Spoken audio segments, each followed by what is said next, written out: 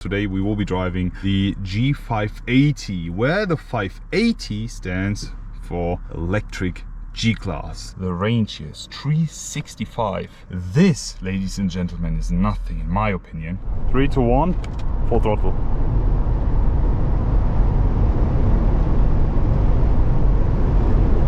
I actually miss the engine noises. I don't want to lie to you. I really miss the engine noises. I wish we had something.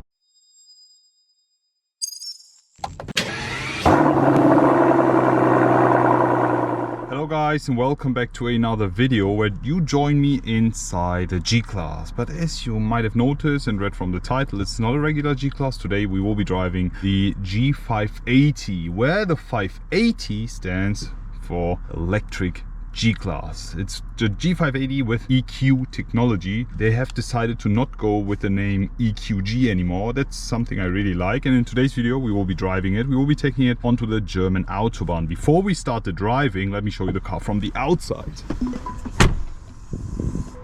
So here we go. That's how the car looks from the outside. Quite special exterior paint. It's, I think, the launch color. It's South Sea Blue Magno exterior paint. We have the night package, and we have something that I really love about this electric G-Class. From the front you cannot tell that it's electric. The only thing that actually tells you that it's electric is the German number plate here saying E. That's about it. If you look at it just that way, it's a regular G-Class. Because here in the configuration you can choose, it's an option to go with the regular front grille. You can also go with the electric front panel, but this one looks so much better and makes the car look normal. And that's something that people really appreciate, that the electric G actually looks like a regular G. I will be just showing you through and just highlighting all the things that are specially made for the electric G-Class. So the electric G-Class, first things first, bonnet is extended, it's raised, as you can see here. Better for aerodynamics, for which I don't actually find a use at this point.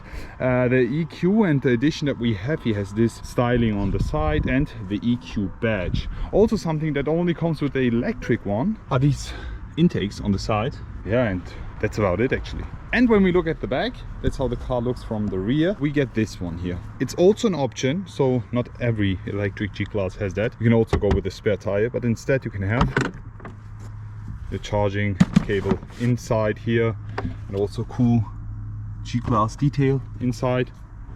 Quite funky and interesting. It's also practical because here on this side you can actually charge the car, AC DC charging. Here you go. I've actually done my homework. The car is fully charged, and let me show you how much range we've got with this electric G. With the electric G you can also get these wheels here, AMG line specific ones, but all in all from the outside it looks like the normal G-Class. Let's jump in and let me show you a bit more, and let's start the drive. The iconic G-Class closing sound, still a thing with the electric one as well. So there's no change here. Let me just start the car. The car's ready to drive. As you can see, we have 98% of electric range, so it's almost fully loaded. So as you can see, the range here is 365. This, ladies and gentlemen, is nothing in my opinion. I wish we had more. The maximum, depending on your driving style, is 418. So in real world driving conditions, I'm expecting a reach of 350, especially when we drive on the Autobahn now. You will see how the range will decrease. This is mainly city driving. Apart from that, from the inside, you can't actually tell that it's an electric car. The shift pedals are for the recuperation mode. You can set it. I will be showing you that later on. But now let's get it on. Put on the seatbelts and start today's drive with the electric G580. Here we go. We're already starting. You can't hear anything. This feels so weird, driving a G-Class with no sound. I mean, the electric G-Class, I've driven it a bit. We will be doing the Autobahn run now. Don't expect crazy high-speed performance of this one here. Just talking about the weight and the battery in general. It's not made for high performance driving. It's capable of doing a lot of cool off-road things. With this one, driving off-road is quite fun. We have already experienced it, but daily driving it, my first time, and taking it on the Autobahn is also my first time. So let's get it on. So for all the people that care about numbers, here you can see 37.3 kilowatt hours per 100 kilometers. It's quite a lot. 5,400 kilometers of driving, 118 hours of driving, with an average speed of 46 kilometers per hour. As you can see and already tell, it's mostly city driving, less Autobahn. Made our way towards the German Autobahn here. You can already hear the wind noises, which is quite normal inside the G-Class. As people love to call it, the driving refrigerator. In terms of aerodynamics, this car is the worst. But at this point, we just care about the design and character about the car, right? Alright, it's unlimited now. Let me switch it to Sport. 3 to 1, full throttle.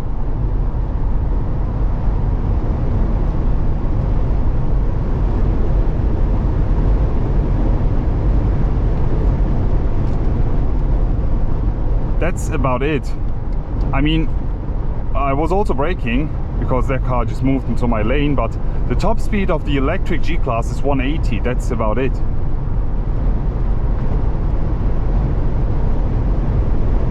That's it. I'm also using the intelligent recuperation mode here, D-, which is strong recuperation to gain more range to recharge the battery. That works quite good. Top speed is limited. It's 180 is the maximum speed here, which on a German Autobahn is easy to reach. Right now it's a bit crowded, but yeah. How did you like the wind noises?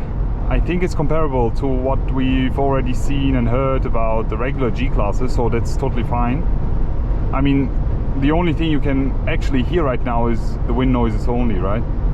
So it's quite interesting. Okay, let's go. That's about it, guys. I'm full throttle. 185 is the top speed. 187, 88.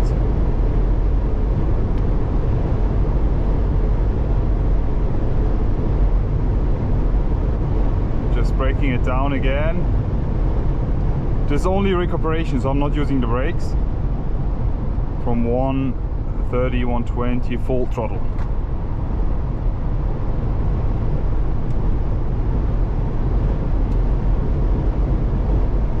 That's it. 185. 187. Top speed. This is not a lot, but for the G-Class, do you actually drive fast? 99% of the guys driving a G-Class mostly drive them in the city centers. Lifting my foot off the accelerator. So it's only recuperating here. It's quite cool. It's okay. How do you guys like the overall driving experience? It's not the best Autobahn machine, but we have killed a few bucks here. What do you guys think? I actually miss the engine noises. I don't want to lie to you. I really miss the engine noises. I wish we had something, at least a diesel sound. This would make me happy already. That's about it for today's video, guys, inside the all new electric G-Class. I have to say, I do like the car. Yes, I do, and it drives great. It didn't lose its G-Class character. Exterior wise, drive wise, also interior wise, totally fine. I'm happy with the car itself. There's one thing I'm not happy with, is the technology is not advanced enough to put it inside the G-Class yet. 300 kilometers with 86% of reach is not a lot. I mean, comparable with all the other manufacturers, it's quite fine, okay, but I think this will be a cool car in the future as an alternative. This is not the way to go. I think, and Mercedes has already noticed, that not a lot of people actually bought the electric G-Class. Mercedes thought if we just put a battery inside the G-Class, it would outsell itself. It will be sold out and there will be a waiting list for it, since that's the thing for all the other G-Classes. But with this one, honestly, it's not. So there's quite a lot in the dealerships. Mercedes has they want to push production up to 25%. Then they have lowered the production capacity for the electrical one, since they've been stacking up in the dealerships. If you think about it in one way, it's fine to have as an alternative, but for the other point of view, which I actually belong to, is not the way to go. I think the diesel, the petrol engines are amazing. 63 is great, but my way to go is always G450, G400, G350. These are the best. And even the G500, which we had, the old V8, was amazing. I don't think that this is the only way to go. So I hope Mercedes will keep all the others and will keep that as an alternative. It's quite a cool car and really lovely. Thanks so much to Mercedes-Benz for letting me drive and experience this. Please share your comments in the comment section below. How do you guys like it, rated from 1 to 10? Already looking forward to see you all again and wish you an amazing day. Thanks for watching. I will be back.